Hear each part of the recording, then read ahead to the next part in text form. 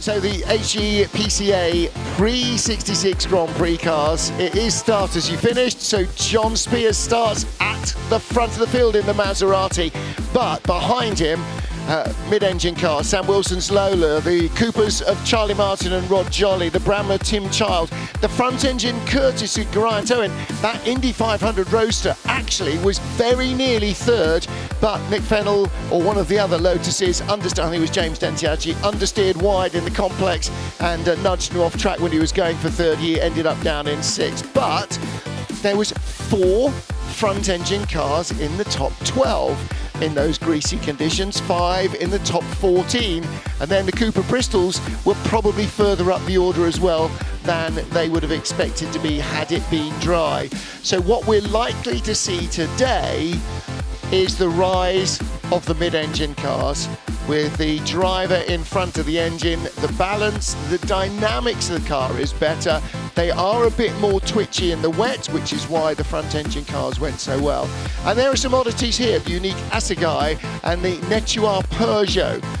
The Talbot is sort of a little bit of a fish out of water here of Luke Brant's as well. You'll spot that pale French blue car, but predominantly these machines are mid-engined Grand Prix racers, and they should eat the front engine cars alive in the dry. They're giving away capacity. They're 1.5 litres compared to the 2.5 litre Grand Prix front engine cars, but even so, they should really come back to the front. So this could be a very topsy-turvy race for quite a number of people, and some of those very upright Cooper Bristols are going to have an awful lot of very low-slung cars that are probably almost low enough to sneak underneath their sumps, never mind try and go around the outside. So okay, we're going to have to keep our eyes peeled here, Alistair Douglas, and really try and work out who's going where. But on the front row, it is the 2 absolute classic winning Grand Prix cars in the hands of Stirling Moss. Maserati 250F, with which he made his name. He's got his dad to buy him one.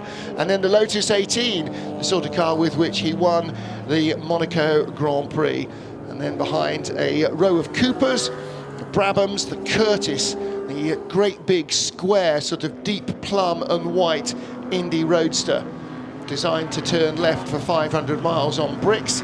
Seem to have turned left and right pretty well in greasy conditions here at Silverstone, but I think although Geraint Owen, starting in 6th position, will enjoy his race, I don't suppose he's expecting to go far forward from where he's starting. And one car to watch almost at the back is number 10, Will Nuttall, in one of the very quick Cooper T53s. He had a coil failure yesterday. He's, I think, 1 row from the back. Yeah. Tony Smith in the 246 Dino Ferrari front engine car, also at the back, but particularly look out for number 10. And Katsu Kubota just ahead of him in that pale green Bowmaker Finance livery car as well. They both had problems. Will Nuttall with the sort of, it looks like he's got a crown on his head. It's not, it's a band with a W, but he will be easy to spot. We are ready to go. Prix 66 Grand Prix racing. Is it time for the rear-engined revolution to strike back? John Spears in the Maserati 250F leads them to the line. There's a couple being very ambitious with their starts. It's the front engine car that leads, Sam Wilson's Lotus 18. And coming for row 2, Rod Jolly in the green Cooper with the red noseband sweeps around the front row starters. Rod Jolly does not quite get the lead. Sam Wilson's third, down to 4th already, down to 5th already, down to 6th already is poleman John Spears in the Maserati. And it is the Brabham of Cooper of Charlie Martin who's got the lead from third on the grid. So the rear engine revolution has happened immediately. Rod Jolly up to 2nd, Sam Wilson 3rd in the Lotus 18. He's got problems, he does not go backwards like that. Past him goes the red car of Tim Childs, that's a Brabham as well. So with the psychedelic helmet, the number 118 Lotus 18 going backwards, but so too are the front engine cars. You're going to have 3 of them in a row in a minute. There's the big Curtis Roadster, car number 77. And right behind is the first of the Ferrari 246 Dinos, car number 38. and they are just catching up with the Maserati that started on pole. John Spears took a well-judged win yesterday in very greasy conditions, but in the bone dry here on the Silverstone Grand Prix circuit, it is all about the mid-engine cars.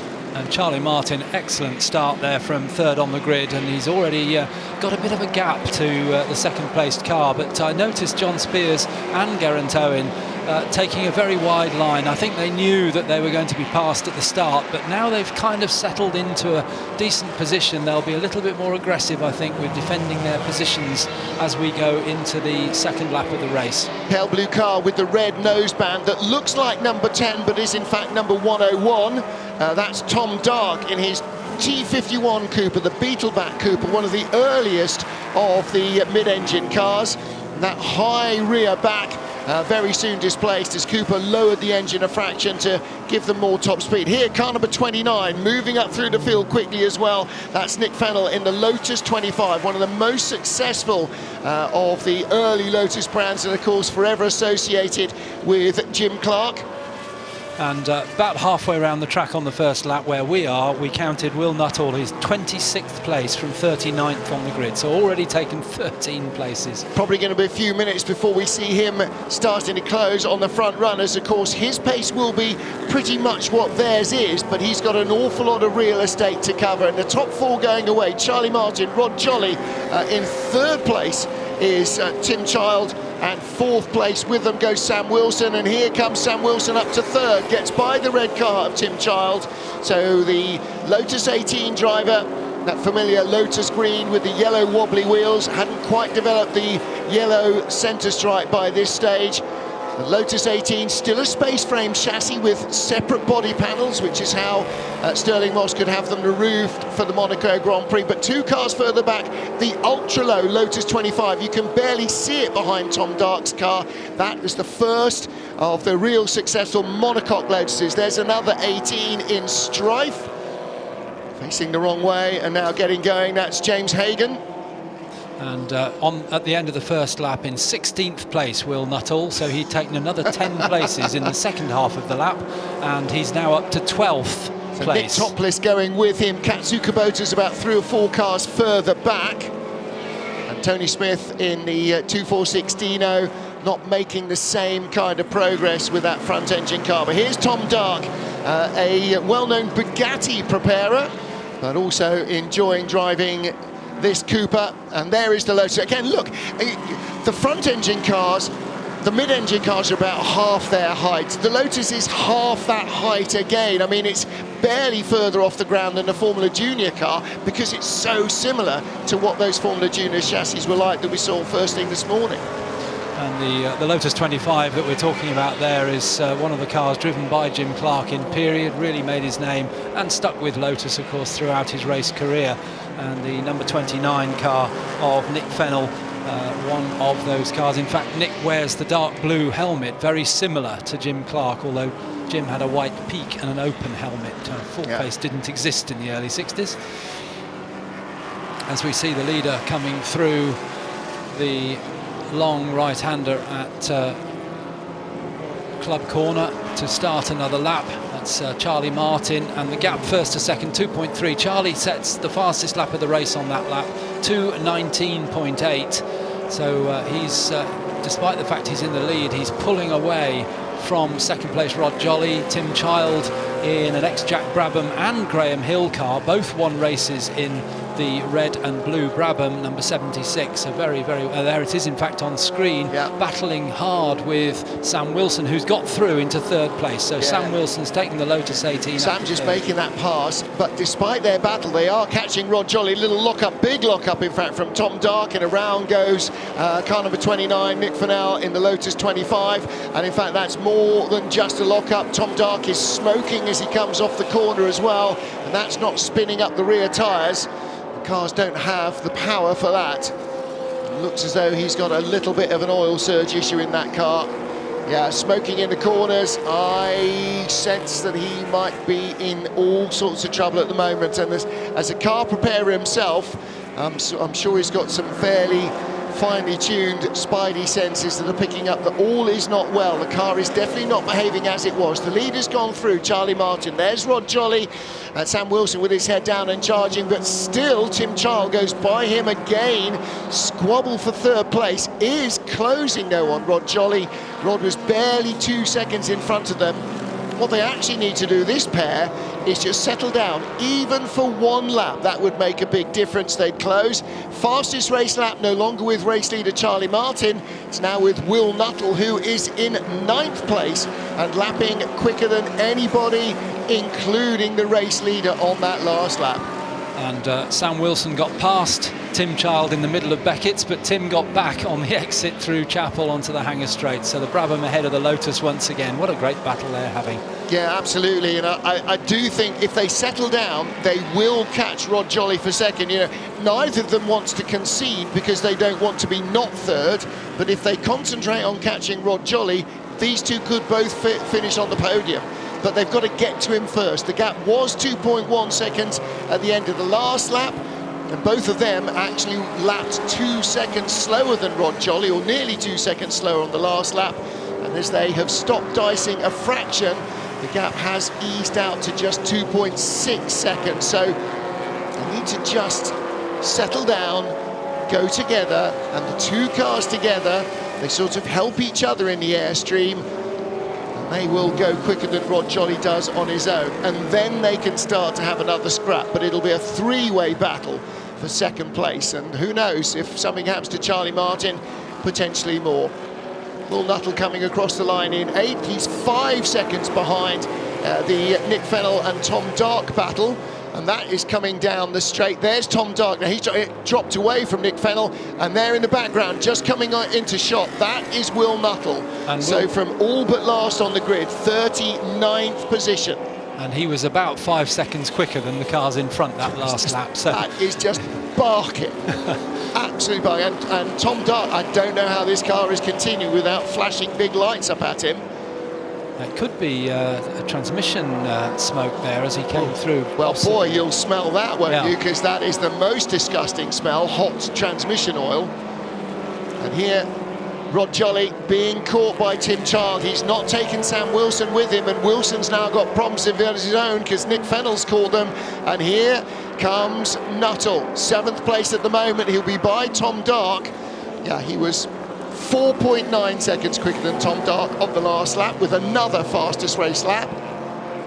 And through the Beckett sweepers, Nick Fennell has got ahead now of Sam Wilson, and I mentioned Jim Clark drove that particular chassis to 3 Formula One wins, but he also raced in the Lotus 18, the Sam Wilson car, number 118, Jim Clark, in the early stages of his Lotus career, and took his first Formula One win in a car like that, so very much Clark history there. And there's Will Nuttall, number 10, with the yellow W on the front of his mainly blue helmet, and Will Nuttall still with the fastest lap of the race last time around, a 2:18.5, and as we predicted, he's about 5 seconds a lap quicker than Tom Dark, so what a surprise, he's caught him.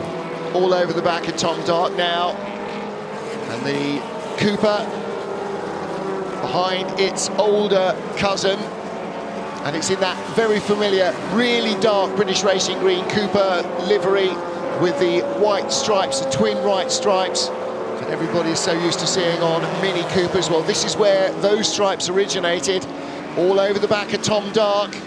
Now going to scythe up the inside. I think whatever's leaking out of Tom Dark's car doesn't seem to be getting onto his rear wheel, but it's just that the newer car is lighter, nimbler, and a little bit more dynamic, but that does not look good for the longevity of Tom Dark's car. Only 10 minutes remaining, and now look, he's right behind the Lotus 18. The Lotus 25 that you can just see on the left-hand side of your picture, only 2 years younger than that Lotus 18, and what a difference going from the space frame to the full monocoque chassis made to Colin Chapman's ability to design a car. Will Nuttall goes by Sam Wilson. Will Nuttall is now 5th. Mark Fennell is 4th. Tim Child is 3rd, and catching Rod Jolly by a fraction, only 2/10 on the last lap. And now Sam Wilson has to deal with a resurgent Tom Dark. So Dark looking to find a way by the Lotus 18. So again, Sam Wilson, he sort of went backwards in the first couple of laps, or first lap, which is very unlike him. And it seems to be sort of sagging the performance of the Lotus 18 again. I wonder if he's got some little electrical gremlin or maybe a fueling issue, but something intermittent doesn't seem to be working on the car.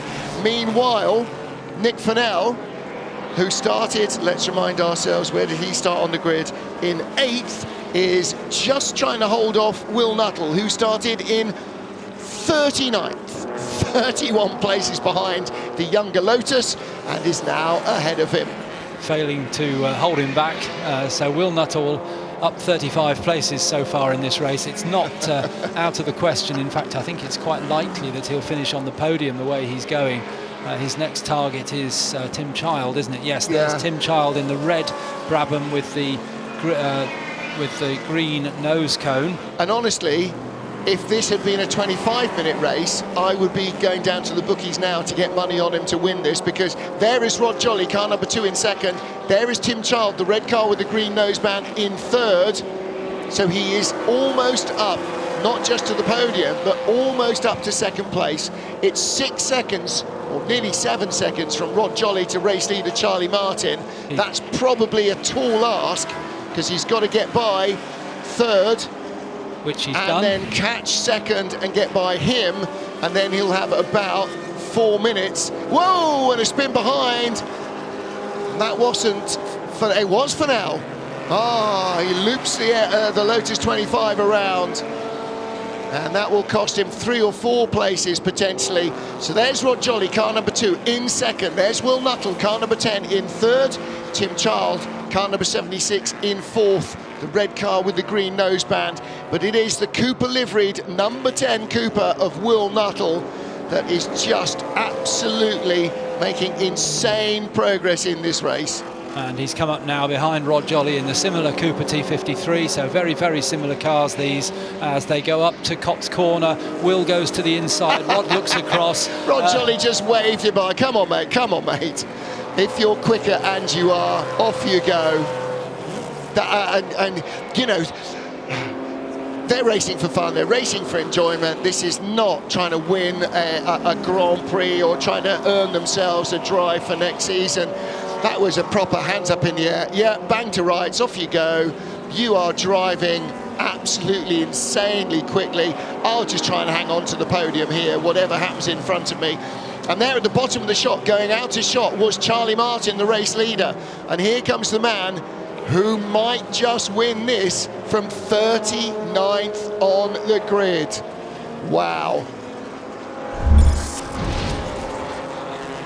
Well, this is the 9th place Lotus 18, just having a bit of an unexpected rally crossing moment. Not what the Lotus 18 was designed to do. Now, the Lotus Mark 6 of Colin Chapman was both a race and trials car, so it was expected to go off-road. There's the Assegai coming towards us, the slightly odd-looking device there.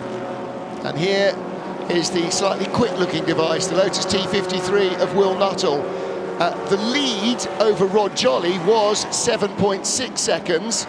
It remains 7.6 seconds between Charlie Martin and Rod Jolly, who's now in 3rd, but nearly halfway up that gap is Will Nuttall. And you can see in the last lap how much he's closed on Charlie Martin, 3.2 seconds just on that last lap. And the next car that you see in shot, 59, that's the race leader. So there you go, 38 spots apart on the grid, and they are going to come together in the final 5 minutes. It will be a 2-horse race. What can Charlie Martin find in this Cooper compared to Will Nuttall in his Cooper? And no radios in these cars, of course, so the drivers relying entirely on their pit crews hanging boards out to them. And I wonder, how do you tell Charlie Martin that somebody from 39th on the grid is actually just behind you? Smoke from Martin. Oh dear. As he came in. That wasn't tyre smoke, was it? Because it happened before he braked. He was still lapping quickly, 2:22.7 on the last lap, which was about the 3rd or 4th fastest lap in the race. More smoke. But a lot of smoke. Mind you, Tom Darks made a race out of going around trailing smoke like the battleship Potemkin, but he has not been at the front of the field. Well, this Oh, that doesn't sound good, does it? Is that my ears, or is that something else going past another camera? Either way, as they come onto the hangar straight, and I don't know how Charlie Martin might know what is going on behind it. I'm sure there's no way he can know, but if he sees something closing up behind, then he'll know that's not good news, especially if he's struggling with an issue. 3 3/4 minutes remaining, so it will be this plus 2 more laps. That's a tall ask for Charlie Martin, isn't it? Especially with the speed that Will Nuttall is approaching, and especially if Charlie Martin's got a problem. 2.3, Will Nuttall, another new fastest lap. 2:18.02. Wow. He's going to be in the 17s next time round, because we thought he had the bit between his teeth before. Now he's got clear track and a car. Well, again, I don't know. Does he know this is the leader, or is he just driving like a man possessed until there are no more cars to pass? I have no idea if Will Nuttall's pit boards are reflecting his position or not. I suspect his pit have told him that Martin is in the lead. He'll recognise the car very clearly in front of him, so he may well know that more smoke from Charlie Martin as he hits the brakes. In fact, that's a bigger trail of smoke than we've seen before in this race, and I do hope that the car lasts to the end, because we want to see a race. We don't want to see Charlie retire. Real trouble here though for Charlie Martin, because the Cooper Bristol in front is not as quick in any way. Eric Stace's Cooper Bristol, and suddenly Will Nuttall is almost within touching distance. And there's a second Cooper Bristol right in front. They are both going to go by him down into Copse. That's probably just valve guides, isn't it? It's only on the overrun. There's no smoke coming out when he picks up the throttle. So it might be a little fluffy and soft on the pickup, but I'm not sure he's going to do massive damage. He's staying right in the middle of the road. This is going to be blocking, defensive driving from Charlie Martin. But Will Nuttall is so much quicker as they go through traffic. They're going by Tanya Pilkington's earlier T43 Cooper, and there's the change for the lead. He goes by. Will Nuttall takes the lead. He's checking both mirrors, long looks to see where Charlie Martin is. The cars are all but identical. Charlie Martin, it's still going well, isn't it? Even though it's smoking on the overrun, Charlie Martin fighting hard for this. Well, whatever else happens, they are 8 seconds clear of Tim Child in third, who's got ahead of Rod Jolly, and Tom Dark still ahead of Sam Wilson. So Tom Dark's smoking car is still going. But Will Nuttall, has he peaked now? 2:18.0 last time round, 2:18.9 this time round. Well, there's quite a lot of traffic in one of the quicker places on the track. And he's still dialing in the opposite lock, isn't it, as he turns into Abbey. Up to the tight right-hander at Village, Will Nuttall has already put a gap on Charlie Martin. Even just 3 corners later, now they're turning into the loop. He's got one slower car that he'll have to pass. Just there he goes, actually right straight through on the inside, so he doesn't lose any time at all. Well, Charlie Martin, I think, ran out very wide as they came out of the loop up to Aintree. And Will Nuttall having a long look in the mirrors. Where's he gone? Where's he gone? You can't see him on the left. Is he on the right? No, he's not. He's not close. Charlie Martin, whatever it is that's smoking is not helping. Well, Will Nuttall, 2:18.9 last time around. Not as quick as his previous best, but it is the 3rd fastest race lap. He set the fastest and the 2nd fastest race lap on the 2 preceding laps as well. So Will Nuttall is absolutely driving like a man possessed.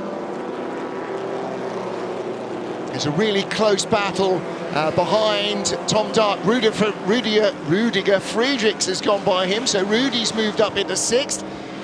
Whoa, and you see, and that's how he's got through all of those 30-odd cars that we didn't see until he got to the lead group. Grant's Owen, by the way, is the lead front-engine car. He's still in 12th, having started 6th. So that Curtis Roadster, wet or dry, is clearly A, a hoot, and B, very quick still. Catching Harvey Sykes in the Cooper car number 20 as they come down into Stowe. We'll go the long way around the outside and hope that Sykes doesn't drift out too wide. And there's still traffic in front. Ooh, going around the outside. Here comes Will Nuttall from 39th place on the grid. The checker flag is out. It is an insane victory for Will Nuttall. Is that the drive of the weekend? I want to see a better one. I would love to see suggestions. Charlie Martin, in the end, helpless to resist. Not just the pace of Nuttall, but something not quite up to par with Charlie Martin's car. Tim Child takes third, Rod Jolly fourth, and Rudy Friedrichs will be fifth ahead of Nick Fennell. There he is across the line, car number 12, Rudy, ahead of Nick Fennell's Lotus 25. And it looked like the Assegai, its spear may well have been broken on the final lap.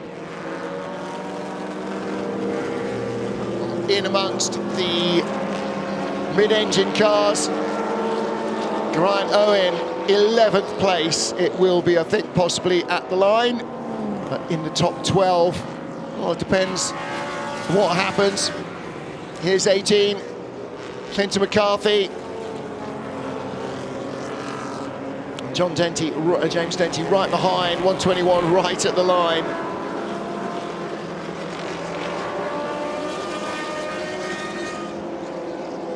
So we didn't quite see Geraint Owen come across the line, but in fact the fastest front engine car was Tony Smith. We saw car number 5, and there's a Ferrari versus Curtis battle for 12th place. So Tony Smith was the...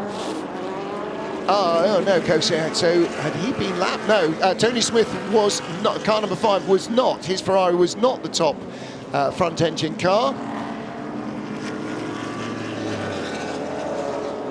So it was the Owen and Wilson battle. It was a Ferrari that was battling for that win. Richard Wilson's 2.416 but Geraint Owen just pipped him at the post by the massive margin of 2 thousandths of a second. So Geraint Owen in the Curtis Roadster, the top front-engined car. He must have had a hoot in these two races, but boy oh boy, tough race yesterday for Will Nuttall. Ended up at the tail of the field and came from 39th to win it. Again, I will take nominations for drive of the weekend. Not sure you're going to get many better than that, though.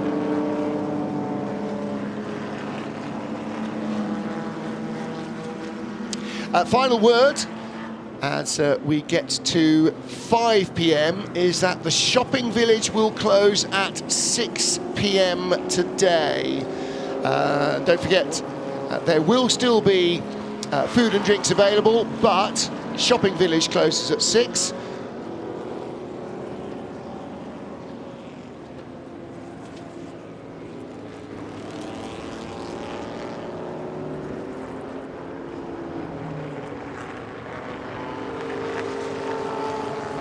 Well, Will Nuttall, what a drive. His fastest race lap, 2 minutes 18.025 seconds. Only one other driver in below 2 minutes 20, and that was Charlie Martin, 2 minutes 19.8 on lap 2. By the end of the race, Charlie Martin was very nearly 3 seconds a lap slower, and that wasn't traffic, that was whatever ailed the car. But you sort of think, even with a healthy car, Charlie Martin would have struggled. There was something very special going on with Will Nuttall today. That was absolutely epic stuff.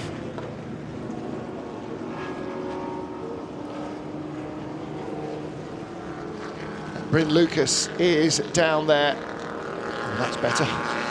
Bryn Lucas is down there. We'll hear from our top 3 in just a moment.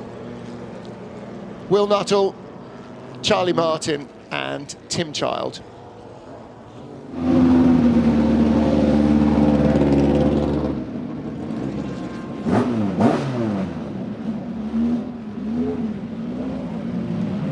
Well, Will, that was well, I'm not sure. Phenomenal, I think is the word we use. What did you have for breakfast this morning?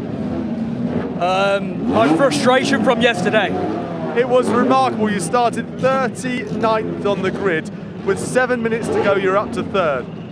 Yeah, well, it was only one way to go, and I just kept my head down, keep going. It looked a little bit like from the outside looking in that maybe Charlie Martin had a little bit of a problem there with the car, but you just you didn't seem to want to take any prisoners, did you? Yeah, I don't think he had a problem. He's had a bit of oil coming out the back when he brakes for the last couple of races, and he still won them, so I don't think there's any excuse. But you finished on a high. Yeah, thank you very much, and thanks to everybody here. We had a great day. Well done, well. Let's see if I can just go and find, let's go this way and quickly see if I can find Charlie. Charlie, how you doing? You can just come in for us. Well done, well done, well done. That was a great race for us to watch. We were wondering whether you had a little problem with your car, though. Yeah, I wouldn't like to blame that. That was amazing from Will. So no, not really. No, he did really well. For yourself out there in this sort of car, it's iconic to see these cars out on the Silverstone track. What's it like to race? I don't think there's anything better. Being sat in those cars here on this circuit, when you flick it into a great big slide, it's just amazing. Yeah, it's mega. Well done, well done. It's very noisy here as you can hear, but it was an amazing race, so well done. Thank you very much.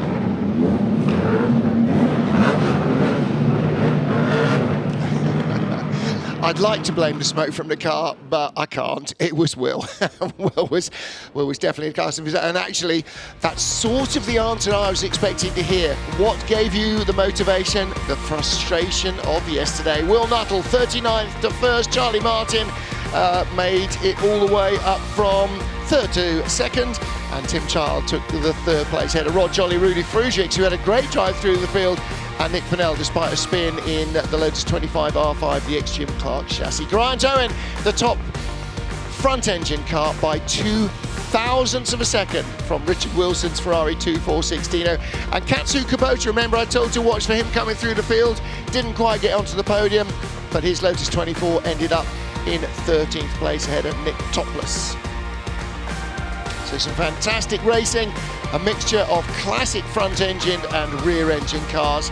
The Prix 66 Grand Prix cars, well, this is a kind of late 50s, early 60s transition, and we did see that this time the mid-engine cars reigned supreme.